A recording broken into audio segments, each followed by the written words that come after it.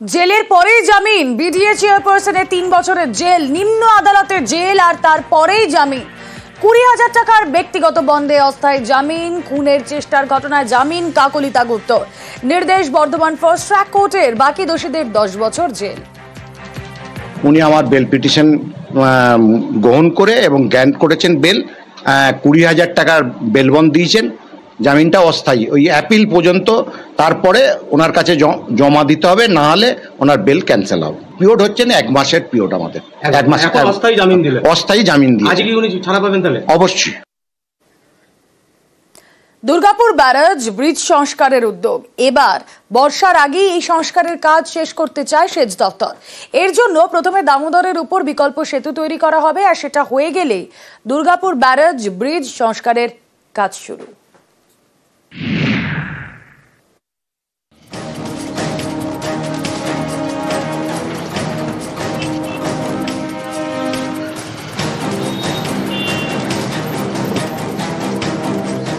দামোদরের উপরে ব্যারেজ এবং ব্রিজ।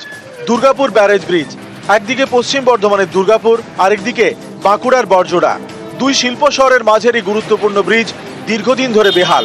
এবারে ব্যারেজ ব্রিজ সংস্কারে উদ্যোগী হয়েছে সেচ দপ্তর। কয়েক বছর ধরে খুব খারাপ অবস্থায় ছিল। মুখ্যমন্ত্রীর নির্দেশে আমরা যুদ্ধকালীন ভিত্তিতে আমরা এটা গ্রহণ করেছি to repair this with the help of the PWD department, transport department. যেহেতু এটা 5-6টা ডিস্ট্রিক্টকে ইনভলভ করেছে, ভেরি ইম্পর্টেন্ট কমিউনিকেটিং ব্রিজ। যাতায়াত কিভাবে ডাইভার্ট করব, কোন দিক দিয়ে বের করব, কোন দিক দিয়ে ঢুকবে, কমিউনিকেশন, আবার সেটাকে মেনটেন করে রিপেয়ার, এই সবগুলোই আমরা করছি। ব্যারাজ ব্রিজটা খুবই ইম্পর্টেন্ট। এটা 5টি জেলা কানেক্ট করে উইথ দি পুরুলিয়া, বাঁকুড়া, মূলত বাঁকুড়া ক্ষেত্রে। তো ফলে এই যে ব্রিজটা কন্ডিশন, ব্যারাজ ব্রিজ কন্ডিশনটা খুবই খারাপ ছিল। নাও দুর্গাপুর ব্যারাজ ব্রিজ যখন করা হচ্ছে আমাদের গভর্নমেন্টের নির্দেশে, আমরা সেখানে ডাইভার্জন রোডটা করছি ডাউন স্ট্রিমে। ডাইভার্জন রোডের ডিস্টেন্স হচ্ছে, লেন্থ হচ্ছে around 1.2 kilometre. Tender process complete হয়ে ওয়ার্ক অর্ডার আমরা ইস্যু করে দিয়েছি। 1955 সালে দুর্গাপুর ব্যারাজের উপর এই ব্রিজ তৈরি করা হয়। বড়সড় সংস্কার হয় 1964 সালে। প্রায় 60 বছর পরে আবারও ঢেলে সংস্কার। নতুন করে সারাই হওয়ার জন্য রাজ্য সরকারকে ধন্যবাদ। আমরা Durgapur chamber of commerce, Barjora chamber of commerce থেকে একটা আবেদন দিয়েছি যাতে আরেকটা সেতু তৈরি হয়। বাঁকুড়া পুরুলিয়ার সঙ্গে কলকাতার যোগাযোগের অন্যতম গুরুত্বপূর্ণ রাস্তা দুর্গাপুর ব্যারেজ ব্রিজ। এই ব্রিজের বেহাল ছবিটাই এবার বদলাতে চলেছে বলে আশা। এটা বাঁকুড়া থেকে দুর্গাপুরের একটা মেন রাস্তা। রাস্তাটা তৈরি হলেই ভালো, যানজট কম হবে, মানুষের যাতায়াতের সুবিধা হবে। আমরা পুরুলিয়া থেকে আসছি, ধরুন অনেকটা রাস্তা আসতে হয় আমাদেরকে, তার মাঝখানে যদি জট সহ্য করতে হয় অনেকটাই কষ্ট হয়। সেক্ষেত্রে অনেক ভালো হবে, রাস্তা পরিষ্কার হবে, তাড়াতাড়ির মধ্যে পৌঁছে যাবো, যাতায়াত সুবিধা হবে। আমি ধন্যবাদ জানাবো আমাদের বাংলার মুখ্যমন্ত্রী, মাননীয় মুখ্যমন্ত্রী মমতা বন্দ্যোপাধ্যায়কে, এবং সাধারণ মানুষের যে বেহাল অবস্থা ছিল সেই বেহাল অবস্থা থেকে মানুষ আবার সুন্দরভাবে যাতায়াতের করতে পারবেন এবং বিভিন্ন দুর্ঘটনার যে সম্মুখীন হচ্ছিল সেই সম্মুখীন আর হতে হবে না। দুর্গাপুর ব্যারেজ ব্রিজ দিয়ে রোজ প্রায় 26,000 গাড়ি যাতায়াত করে। সংস্কারের জন্য এমন গুরুত্বপূর্ণ রাস্তা বন্ধ করা যাবে না। ব্যারেজ ব্রিজের 50% ব্লক করে সংস্কারের কাজ হবে। সেচ দপ্তর চায় এই সংস্কারের কাজ 15 জুনের মধ্যে শেষ করতে। ব্রিজের পাশে বিকল্প রাস্তাও তৈরি করবে সেচ দপ্তর। এর জন্য সেচ দপ্তরের ইঞ্জিনিয়ারদের নিয়ে তৈরি হয়েছে টাস্ক ফোর্স। দামোদরের ডাউনস্ট্রিমে তৈরি হবে বিকল্প ব্রিজ, যা লম্বায় 1 কিলোমিটার 200 মিটার, চওড়ায় 5.5 মিটার। 3 এপ্রিল থেকে বিকল্প ব্রিজ তৈরির কাজ শুরু হবে। সেচ দপ্তরের টার্গেট 15 এপ্রিলে এই কাজ শেষ করা। রাজ্য সরকারের উদ্যোগে নতুন করে এই রাস্তা তৈরির কাজ শুরু হতে চলেছে এবং ব্যারেজের সংস্কারের কাজও শুরু হতে চলেছে। খুশি সাধারণ মানুষ থেকে এলাকার মানুষ। দুর্গাপুর থেকে আবির ঘোষালের সাথে অর্পণ চক্রবর্তী, নিউজ 18 বাংলা। সরকারি নয়াঞ্জলির মাটি কেটে পাচার অভিযোগ ঘাটালের রঘুনাথ কুণ্ডু এলাকায়। নিউজ 18 বাংলা এই খবর দেখানোর পরেই পদক্ষেপ স্থানীয় প্রশাসনের, আর মাটি বোঝায় 2টি গাড়ি এবং একটি আর্থ মুভার আটক করা হয়।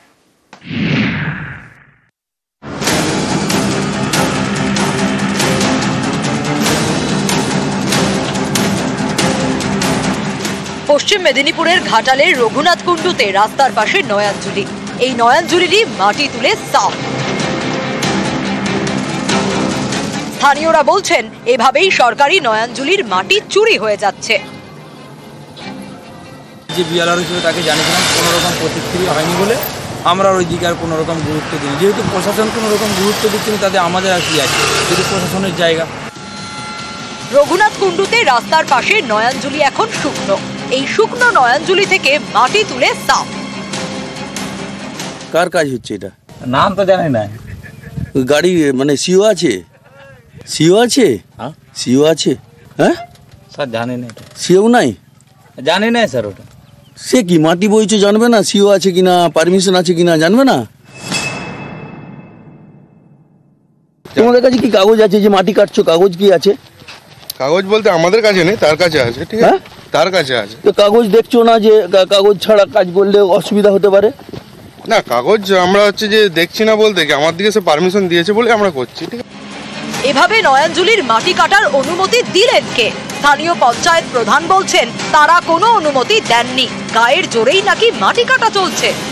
কিভাবে কোথায় মাটি খননের পারমিশন পাচ্ছে জানি না, এরা কিন্তু এই রাস্তাগুলোও নষ্ট করে দিচ্ছে। এবং আমার যা মনে হয়, আমার তো অঞ্চল থেকে কোনো পারমিশন নেই, বিএলআর সাহেবও আশা করি মনে হচ্ছে পারমিশন দেয়নি, এরা গায়ের জোরে এরা মনে হচ্ছে মাটিটা কাটছে। ওই রঘুনাথ কুণ্ডু মৌজায় বিভিন্ন পুকুর কাটার সময় আমার ঢালাই রাস্তা নষ্ট হচ্ছে, এই সম্বন্ধে বিএলআর সাহেবকে জানিয়েছিলাম।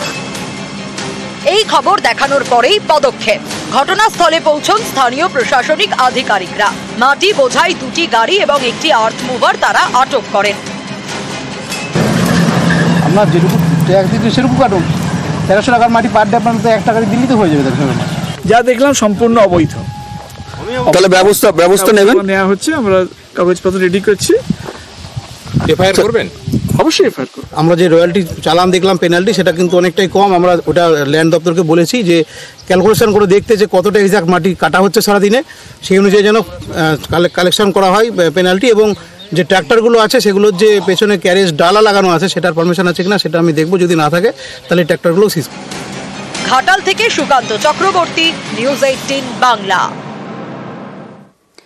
বক্সা টাইগার রিজার্ভ অত্যন্ত গুরুত্বপূর্ণ একটি জায়গা এবং পর্যটকদের জন্য ভীষণই সুন্দর করে ঢেলে সাজানো এই টাইগার রিজার্ভ, এবং এর মধ্যে দিয়েই কিন্তু জাতীয় সড়ক এবং জয়ন্তী পাহাড় যদি আপনারা যেতে চান, বক্সা ফোর্ট যদি যেতে চান, তাহলে এই রাস্তায় ব্যবহার করতে হবে। এবং আপনাদেরকে দেখাই, এই কারণেই এখানে লেখা রয়েছে, নোটিশ দেওয়া রয়েছে, বক্সা ব্যাঘ্র প্রকল্প, গাড়ি ধীরে চালান, সর্বোচ্চ গতিবেগ 30 কিলোমিটার প্রতি ঘন্টা, অরণ্যে প্রবেশ আইনত দণ্ডনীয়, নীরবতা বজায় রাখুন। অরণ্যে প্রবেশ আইনত দণ্ডনীয়, তাই তো? এবার দেখুন একটা ছবি। বক্সা ব্যাঘ্র প্রকল্পে যত্রতত্র ছড়িয়ে রয়েছে মদের বোতল, বিভিন্ন আবর্জনা ছড়িয়ে, এমনি প্লাস্টিকজাত দ্রব্য সেইগুলো আমরা দেখতে পাচ্ছি ছড়িয়ে ছিটিয়ে রয়েছে। আর এখানেই প্রশ্ন উঠছে যে বন্যপ্রাণের পেটে যদি এগুলো যায় তাহলে কি হবে? বন দপ্তর কি করছে? তাদের নজরদারি কোথায়? কেন তারা এক্ষেত্রে কড়া হতে পারছেন না?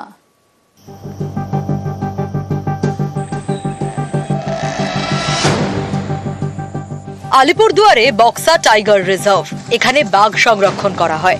তবে শুধু বাঘ নয়, এই জঙ্গল আরো অনেক বন্যপ্রাণীর ঘর। এহেন বক্সা টাইগার রিজার্ভেই পড়ে রয়েছে মদের বোতল, চিপসের প্যাকেট, পলিপ্যাক। শুক্রবার এইসব আবর্জনা পরিষ্কার করেন বনকর্মীরা। বক্সার জঙ্গল থেকে ইনজেকশনের সিরিঞ্জও পেয়েছেন বনকর্মীরা।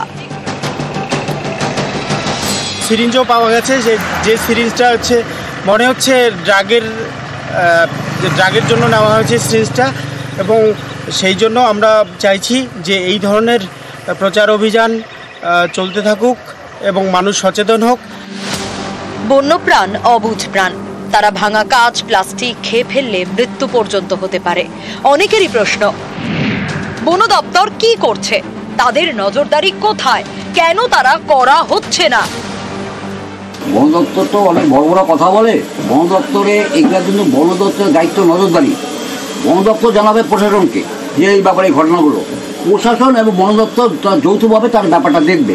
আর এই যে যারা যাচ্ছে তাদের প্রতি নজরদারি এটা করা উচিত। সিসি ক্যামেরা ঢুকাইলো, যেসব জায়গায় টুরিস্ট এবং বাইরের লোকরা যায় সেটা দেখা সিসি ক্যামেরা ব্যবস্থা করে দিক, তাহলে তো ধরা পড়ে যায়। বন দপ্তরের তো একটা বিরাট দায়িত্ব, কর্তৃপক্ষ, এরা এদেরকে অ্যারেস্ট করতে পারে, এদেরকে সব কিছু করার অধিকার বন দপ্তর রয়েছে। বক্সা টাইগার রিজার্ভের মধ্যে দিয়ে গিয়েছে 31 নম্বর জাতীয় সড়ক, আলিপুরদুয়ার কালচিনি রাজ্য সড়ক। আবর্জনা পাওয়া গিয়েছে রাস্তা ঘেঁষা জঙ্গলে। বক্সা টাইগার রিজার্ভ করছে যে ম্যানেজমেন্ট আছে তারা অবিলম্বে সচেতন হন। এই কারণে বলছি যে ওখানে যত্রতত্র মদের বোতল, প্লাস্টিক, আবর্জনা বিস্তীর্ণভাবে ছড়িয়ে রয়েছে। আলিপুরদুয়ার থেকে রাজকুমার কর্মকার, নিউজ 18 বাংলা।